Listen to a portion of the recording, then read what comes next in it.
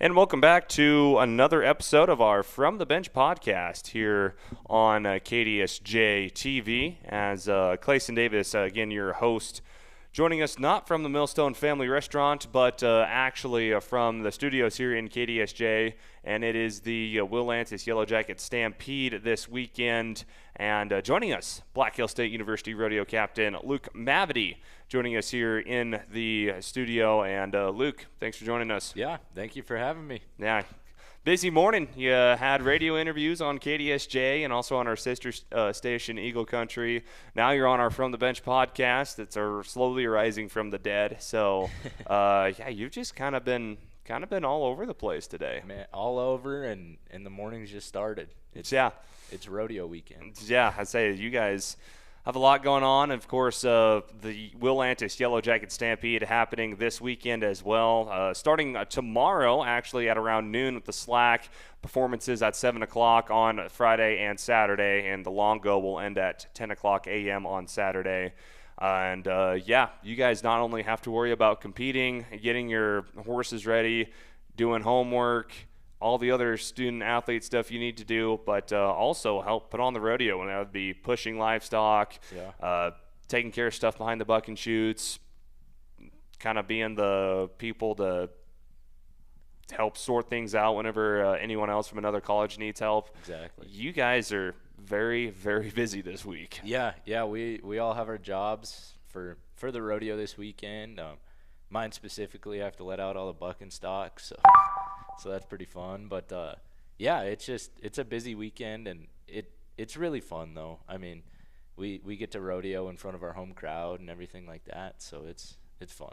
And I know we touched a little bit on this in our interviews this morning, but for those who are tuning in on our From the Bench podcast, how big is it to actually host a rodeo this right now this season? Because I mean, there's 15 teams in the Great Plains region, and you guys have had to travel all over the place, 10-hour, 11-hour plus drives just one way to go to a rodeo. So how big of an advantage is it to have now all those colleges have to take 10 or 11 hours one way to now compete in spearfish? Exactly. Yeah, and like you said, we said it this morning, but I mean, it's the travel, it's the stress on the horses, it's all of that. I mean, we don't have to do any of that this weekend. We get to wake up in our own beds, take a shower in our own showers, and then come out to our own stalls at the arena here, and we just get to do what we know how to do in our own arena and where we practice every day, which is nice. Mm-hmm. Yeah, and that Seven Downs facility, for those who've never been in there, it's a pretty sweet little barn in there. It is, yeah. Yeah, I mean, for an indoor, there's a decent amount of room for an indoor arena, which is something that I was impressed with when I first got here. And, I mean, there's always a big crowd on hand, especially for that Saturday night performance, which there's a little extra added entertainment, to say the least, what happens with that. But, no, pretty big barn. You got a lot of room, a lot of space. You can sit wherever. And just from a rodeo perspective, I mean, you guys, for like I said, an indoor, there's a lot more room in it compared to you've probably been in way more indoor arenas than I have. But what advantages does Seven Downs have that some of the other colleges don't? You know, I think for the contestants and everything, we can turn the music up in there while we practice, which, you know, a lot of the other barns don't have. Like, they have to bring a guy in like you and set up all their equipment and everything. But, like, we have all that set up at Seven Downs. We put on performances and barrel races and stuff like that all year round. And so just we're able to turn the music up and get it going loud and really get that rodeo feel in the practice pen. Which, yeah, like I said, pretty huge advantage for you guys when it comes to that. But looking at the season so far, of course, the second half, you got one more rodeo left to go of this regular season with the Cornhusker Stampede coming up next weekend. And it's kind of been a tough battle in that tie-down roping, which is kind of your specialty. So talk about how the season has gone so far and that event and your other event and the team roping and just your grade on your performance so far. Yeah, so, I mean, I started the year off pretty hot. I was coming off winning the region last year and everything and started the year off pretty hot. And then we got about halfway through that first semester, and it just kind of went downhill. Mm-hmm. And I mean, that happens with rodeo. That's why we do it. I mean, you never know what's going to happen when you back into the box. So you just got to take every calf for what it is.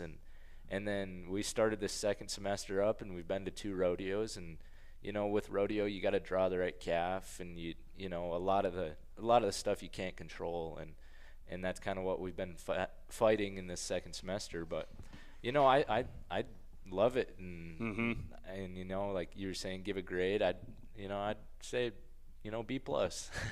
We're passing. We're passing. C's get degrees at Black Hill State. But no, that works out. And again, it's your gosh, you're gonna have to remember your third year here. Third year. That's right. Yep. Yeah, I couldn't remember. I'm so far removed from. No. So far removed from college, the 1 year I've been out of it. So, busy man. Try to be. But yeah, your third year here in the Great Plains region. What all have you learned that you wish you could tell your freshman self when it comes to rodeoing in this region and just at the collegiate level in general? Yeah. I think, you know, at the college level, you've only got 4 years. I mean, you can go on and get a master's, but really you only got 4 years. So you just got to appreciate everything you do. You got to appreciate every rodeo you go to and all the great venues we're at. And it's just, you know, have fun. I know that's kind of cliche and everything, but you really gotta have fun at these rodeos. And even when you're in practice, I mean, push the other guys, but also have fun while you're doing it. Makes sense. And you had a lot of upperclassmen to learn from. All the ones who graduated with me. Makes me feel how old I am. Yeah. But I mean, you had people like, I mean, you have to help me remind with a few of them that I guess my next question is, who did you really look up to when you first got to college here? Right. Well, I mean, I really got to shout out my boy Riley Staten. Yeah, all Staten. Yeah, he was a big help in, you know, getting me through college, my first year at college, and just really showing me what I needed to get done. And you know, I traveled with him and Clayton and Slater all last year, and I mean, we had a blast. Every rodeo. Oh yeah, we don't have enough time today to talk about stories with them. Nor, this podcast might get possibly canceled if we do. But I don't know if you want to. Yeah, but no, and it shows how young I am. All friends of mine as well that we all got to have fun college years with. But yeah, I bet you probably learned a lot from them. Oh yeah. In your short tenure with them with the BH Rodeo team. Yeah. You know, a lot of it was in the arena, but then a lot of it was outside, just like, you know, Slater was a banker, so he was teaching me all that stuff, and Clayton, he laid asphalt and stuff, and so you kind of picked up a lot of stuff along the way that you definitely wouldn't have known, you know, doing anything else. Yeah, of course, old Staten's up north selling trailers as well, so yeah, no, definitely learned a lot. But just growing up, you're from North Dakota. Yep. You're going to have to remind me what town. Dickinson. I was torn between Dickinson and Fargo. I'm not from North Dakota. I'm from Nebraska. I only know Dickinson, Bismarck, Fargo. Yep. The only 3 towns that I kind of know of up there. So they all kind of run together. They do. Talk about how you got introduced to the sport of rodeo. What kind of made you get you that bug, and where you've gone with it since? Yeah, so I mean, I grew up. We didn't grow up on like a ranch or anything, but I grew up with a ranching background. Like, my mom grew up on a ranch, my dad grew up on a ranch, and so I was riding horses from as young as I can remember to, you know, now. But yeah, we just got started in the little youth rodeos kind of around there. Watford City was kind of the first series I remember, and then, you know, my love for the calf roping kind of grew. I went to a Joe Beaver calf roping clinic. Okay. And I mean, he's just he'll get you loving it. Oh, yeah. And yeah, it just blossomed from there. I mean, we did all the Little Britches rodeos and the junior highs and the high school. We went to all of them, and then yeah, now I didn't know that college rodeo was really a thing until my senior year, and yeah, it just let me take another step in progressing my rodeo career. And I know we've talked a little bit about it off the air, but you're looking to maybe go to grad school after your time here at BH, probably continue rodeoing as well. Yeah. I would assume. So just feels like you're still just getting started with your journey there. As far as any PRCA aspirations, or just what's your kind of plan once you're done with the college rodeo circuit? Yeah, I mean, that's kind of what everybody sets out to do is pro rodeo, and that's kind of what I want to do, go pro rodeo and end up, making the NFR and winning that gold buckle at the end of the year there in December. Awesome.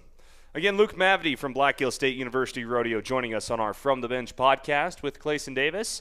Talking a little bit now as the team perspective for Black Hill State University Rodeo. Who were some of the main returners for your team this year, and what were some new faces that really stepped onto the stage and performed so far this fall and this spring? Yeah. So I'll say specifically on the men's team, we lost a bunch, like we were saying, but so we only had the one returner. We only had Suede come back, and he's been awesome. I mean, he's cool. Ropes left-handed. That is so backwards. Yeah. I see him team rope, and he heels too when he team ropes. So it's so weird when you're. It blows my mind. Yeah, it looks so awkward. Everything. It looks backwards. Exactly. It looks like if you took someone roping normally, flipped the picture, and then put it in reverse. That's about what he gets it done, and he's a hell lot better at it than I am. So I don't heel, but but he was the only one that really came back. So we have a smaller men's team. We've got him and Jess. Jess is online now. So we got 5 people on the men's team this year. So the dynamic has kind of changed. We, practice is Suede and I flanking calves, and then team roping just Suede, Jess and I. We all just run and everything. But I think the women's team, they grew a lot too. They had some people graduate out, but they also got some really woofy freshmen that come in, and they're really pushing each other too. We got our returners like Emma Ohm and Cache McGee, and they're just holding it down for them over there. But I think that's it. It's definitely been a shift. Yeah, and Emma, of course, she came in with you doing the interviews today, sporting a boot. Yeah, she broke her. What was it, like her fibula? Fibula. Yep. So those don't just go away, but no. Still able to compete. Of course, she doesn't go tight anymore. No, obviously, but still able to rope, still able to team rope, and it just brings a whole new definition to cowgirl tough. Exactly. I do say so myself. Exactly. Well, we've reached about the one part of our segment we like to call the Millstone Minute. As it's if you've ever watched our From the Bench podcast, it's our rapid fire segment, quick, easy answers. And we'll take a quick little timeout, come back with our Millstone Minutes, brought to you by the Millstone Family Restaurant. Fair price. That's what you expect, and that's what you'll get at the Millstone Family Restaurant in Spearfish. Perfect for breakfast, lunch, or dinner, or to grab a bite to eat before or after the game. Choose from daily specials, and a trip to the fresh soup and salad bar is always a hit. Plus, the Millstone can accommodate larger groups, like buses or your next meeting in their private party room. So, if it's just you and a friend or the whole team, get a great meal at a great price. The Millstone Family Restaurant in Spearfish. And welcome back to our From the Bench podcast. Of course, we're not able to do this podcast without our friends and sponsors from the Millstone Family Restaurant right here in Spearfish. Off Exit 12 is a great place to eat before or after the rodeo for those coming into Spearfish this weekend. And, thank you. We can't do this podcast without our friends from the Millstone Family Restaurant. Luke Mavity in studio with us here today in KDSJ Studios here in Spearfish. It's time for our Millstone Minute. Like I said before that break, Luke, rapid fire answers. You got a minute to go through all of them, and or a minute to get through as many as you can, I should say. Right. And I am ready to rock and roll once I get my clock ready. I'm ready to roll whenever you are. Okay. Going live in 3, 2, 1. Here is our Millstone Minute. Hardest part about calf roping? I would say just flanking and tying. If you got to do any other rough stock event, what would it be? Oh, definitely bull riding. Okay. Favorite food? Steak and eggs. I dig it. What is your why? Why do you rodeo? It's nice to get competition. I just love the fight. Who is the one rodeo contestant you have watched and has just been blown your mind when you've got to watch him live? Man, Riley Webb. He does it. What's on your pregame or pre-performance playlist? Oh, Rihanna. Nice. Rihanna. Nice. I dig it. What is your dream career? Pro rodeo calf roper. Yeah, just doing what I'm doing. Most stressful part of rodeoing in the Great Plains region? I would say the driving. Yeah, The that's kind of driving an every easy rodeo. one. Gas station necessities when driving. Oh, I need my Red Bull and then some sunflower seeds. And favorite rodeo memory? It just ran out, but go ahead and answer. Favorite rodeo memory? Yeah, traveling last year with the boys. It was fun. Nice. That's our Millstone minute. You killed it, dude. Yeah, thank you. That was insane. That was good. You kind of rolled through them. That was awesome. Again, that's Luke Mavity with dominating the Millstone Minute here, brought to you by the Millstone Family Restaurant. Just a few more segments, and then you still got to go set up a rodeo. Yeah. But whenever you're not at school or not in a saddle, which it seems like you're doing one of those two things 90% of the year, what are some of your hobbies you like to do kind of in the off season, or like whenever you have time on your hands? Yeah. I got the new college football game. Yes. So haven't been playing that much, but played that a little bit to start the year. Oh yeah. We just won the rec, or not. We didn't win it, but we got third. The rodeo team did at the rec sports volleyball team. Nice. And so we kind of dominated that till the end there. But yeah, that's about it. Just playing some video games and yeah. All I can say is you don't want the smoke when it comes to NCAA. My roommate and I, we stayed up till about we stayed up till midnight until it actually came released for all consoles. We didn't get the pre-order, and we stayed up till probably about 4 in the morning. Jeez. Just grinding NCAA football and ruined my sleep schedule for it. Do I regret it? Absolutely not. No. So much fun. But also, anytime you get to go back home, what are some of your favorite hobbies and experiences to do whenever you go back to Dickinson? Yeah, not much. Dickinson, you'd think it's a big town, but it really isn't. So, we do a lot of ride. We go out and ride, like we ride in the Badlands. My family does. And then, me and my sisters, we do a lot of stuff at the house. We'll play some baseball here and there, or kind of, throw a softball around or something. But, yeah, just hanging out with my friends and family there and, just riding in the Badlands. Sister, big softball player?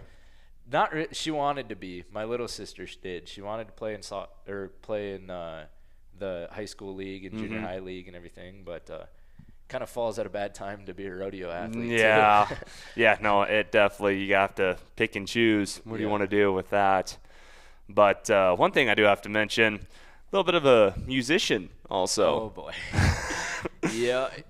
Yeah, I knew you were a musician at least at one point in time. So yeah. You were rocking bass guitar pretty good in college, I hear. Yeah, it was, what was that, rock It was rock band class. Yeah. For our audience at home wondering the context, when I was in college with Luke and I went to college at the same time for a brief bit, and we were both in a rock band class here at Black Hill State. You learn how to play guitar, you learn how to play bass, and you learn how to drum, and you have to cover songs, write songs. And Luke and I got assigned in the same band. I believe that's how we met. Yeah, yeah, I knew you were our bass player from our band. I was on the guitar. We had Deontay Moody from the Black Hill State University football team on the lyrics, and we had a BHSU women's basketball player. It was kind of fun, honestly. It was. Yeah, I would probably say that was the best class I've taken so far. Oh, easily. It's just, you learn, I didn't know how to play the drums. I still don't know how to play the drums, but you get that understanding of it, and then the bass guitar. I played guitar when I was little and everything, but to come back and play it again, it was fun. Yeah. Like I said, I played guitar a lot when I was growing up. Stopped it throughout grade school, and then when I got up to college, I retaught myself how to play guitar after I had shoulder surgery playing football. Yeah. And I played drums in high school, so it was just kind of relearning, dusting off the experience I had. But no, I would agree with you. That is easily my favorite class I took in college. Yeah, it was so much fun. So for those from VH that need an elective, Dr. Burb has got the rock band. If they still have it, I don't know if they still have it. They did. They still have it? Yeah, there's some freshmen on the team. They did it, and Oh, yeah. Yeah. Yeah, it was you, me, and then Nick Bjork was also a part of that class too. Yeah. But good. Yeah. See, you're still a musician. Yeah. You can add that to your resume. Exactly. Well, kind of. But as we start to wrap up this episode, of course, you got the Yellowjacket Stampede starting off tomorrow. Anything you want to tell friends and family watching the podcast, or just our audience that are thinking about watching the rodeo either in person, or those who want to tune in on KDSJ-TV? Yeah, I mean, it's gonna be fun. You'll definitely see some stuff you've never seen before. We got a wild steer riding for the BH football team. They come out and they talk about it all year. So I mean, they love it, and like Coach said earlier, I don't know why they love it, but they do. So just come out. Friday we'll have the heat on. Saturday it's supposed to be a lot nicer, and then short round Saturday night. It'll be. Yeah, and that steer riding is during the Saturday night performance, correct? Yep. Yeah, so don't miss that. Wear your pink shirts Friday night to that performance. We're doing a breast cancer awareness for kind of all of our local breast cancer awareness people. That's awesome. Communities and stuff. And then Saturday night we're doing a purple night for the Remy Brunson. She was in our rodeo family and everything. And, it's awesome time to celebrate that, celebrate our Yellowjacket athletes, and – just have some fun. Awesome. Luke, anything you want to say to friends or family, or just anyone who wants to tune into the podcast? What do you have to say before you get out the door? Man, I just thank you guys for so much support. I mean, I couldn't do it without my parents, and then my sisters, and my girlfriend's family, and all of that. And it's just awesome, the amount of support I get. Well, Luke, appreciate you coming on the podcast. Yes, it's been an honor. So definitely need to catch up sometime here soon. That's not work related, of course. But that's Luke Mavity of Black Hills State University Rodeo. Watch him, his classmates and teammates compete in the Will Lantis Yellowjacket Stampede coming up starting tomorrow, Friday, April 25th. And slack starts at around noon. Of course, the performances at 7 o'clock. Of course, Saturday slack, the long go will end at around 10, starting around 10 a.m. And then the short go Saturday night performance, that's where the steer riding is. Wear your purple that night as well at 7 o'clock for some high-quality rodeo entertainment. But, again, big thank you to our podcast sponsors, the Millstone Family Restaurant. Of course, we couldn't do it without them as well for supporting KDSJ Sports throughout the fall, winter, and now spring season of sports. Of course, we're doing this podcast. It's been very hit and miss as of late, but get some more content out to you guys on KDSJ. Of course, subscribe to our YouTube channel at KDSJ-TV to get more updates from our From the Bench podcast. Of course, we have highlights. We have radio interviews as well up on our YouTube channel, and you can rewatch all of our previous sports broadcasts as well after the Yellowjacket Stampede. After we live stream that on KDSJ-TV, you can go back and rewatch the Yellowjacket Stampede for free on our YouTube channel. And also, for more sporting updates, stay tuned to KDSJ Facebook page at Black Hills Gold Hits KDSJ as well. For Luke Mavity, I'm Clayson Davis. We'll see you guys in the next episode. Stay tuned, and be sure to check out the Yellowjacket Stampede coming up tomorrow at noon.